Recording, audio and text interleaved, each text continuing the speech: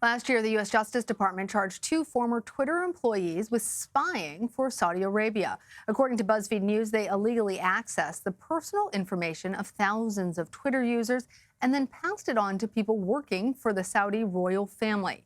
The personal information included that of American citizens and Saudi dissidents who oppose the policies of the kingdom. Alex Kontranowicz joins me now. He's a reporter for BuzzFeed and has been following the story. Alex, good job breaking this. Fill us in on some of the details. It's kind of amazing. Were they planted as spies or recruited? It is amazing. And that was one of the main questions I had when I started reporting this out. Just at the top, I'll say these are all allegations. So the FBI alleges this stuff happened. It's working its way through the U.S. legal system right now. How did it happen? It began with a verification request. So the Saudi government worked with their representative inside Twitter and asked him, hey, can you verify, or actually through a firm. A firm initially asked him, can you verify this account? Once it became clear that he was receptive, he had a meeting with one of Mohammed bin Salman's lieutenants in London, and that lieutenant, according to the FBI, gave him a pretty expensive watch. Oh. And once he took the watch, according to the FBI, it sort of all the doors opened, and then he eventually facilitated introduction to another employee inside Twitter. And they only figured out that he was receptive to spying for the Saudi government after he accepted that watch then?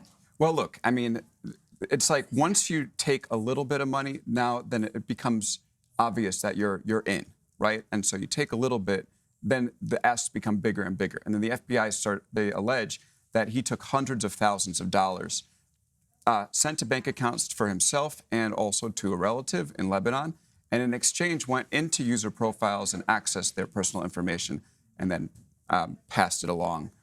And what was the Saudi government allegedly doing with this information? We don't know 100%. That's something that the FBI isn't completely sure of. Otherwise, it would have been in the complaint. But look, here's the deal. If you're a dissident in Saudi Arabia and you're working to criticize the government through an anonymous account, and then all of a sudden they get your IP address, that is not a good situation to be in. So they're not asking it for fun. If this happened as the FBI alleges, they're asking it to uncover who are behind these anonymous accounts. And the situation probably wasn't very pretty for those people once the Saudi government could identify who they were.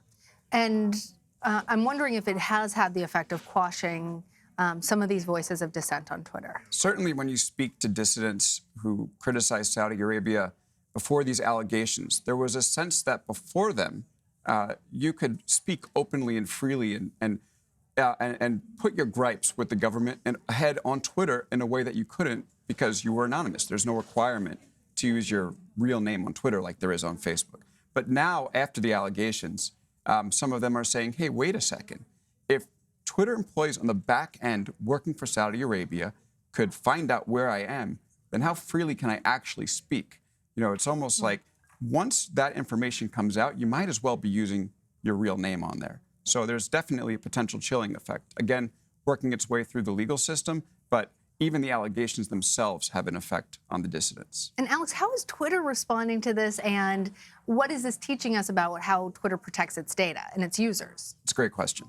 I mean, Twitter has told me in a statement that it's worked to patch up some of the vulnerabilities it's had. But again, like these tech companies are only as protected as well as their employees can be trusted. When I was reporting the story, there was more than one employee that told me 1 in 1,000 people working in tech today is a foreign asset. Now, is that true? I don't know, but say that one more time there were more than one person told me that 1 in 1,000 tech employees is a foreign asset. It's probably exaggerated a little bit, but to think that these two guys, if they are guilty of what the FBI alleges, were the only two, or there potentially no others, would be misguided. I mean, if you think about these employees, they can give governments information that other governments, traditional spying, never could, because there are hundreds of millions of people, billions of people using social media. They speak freely on social media. And if a government knows they can go into these platforms via employee inside and then find out who they are, that's invaluable information for a government looking to crack down on dissent. There's other bits and pieces I found in my reporting that I can't speak too much about, but let's just say that Saudi Arabia, not the only country doing this, Twitter, not the only company that this happens. It's a really big threat, I think, to people who are standing up to repressive governments worldwide. And I think it's good that now the world knows that this is something that happens, and it's something that all of us can pay attention to on the outside, and the tech companies should pay attention to on the inside. Well, and a federal court in San Francisco actually scheduled a hearing on the case last week. What happened in that hearing? That's right. I was there. I sat a few feet away from Ahmad Abu Amo, who's one of the 2 Twitter employees who was allegedly involved in this scheme. It was a procedural hearing. The defense and the prosecution went up there, and they're working through documents. I mean, terabytes of data is what the prosecution has, tens of thousands of pages. So there's a lot of information out there.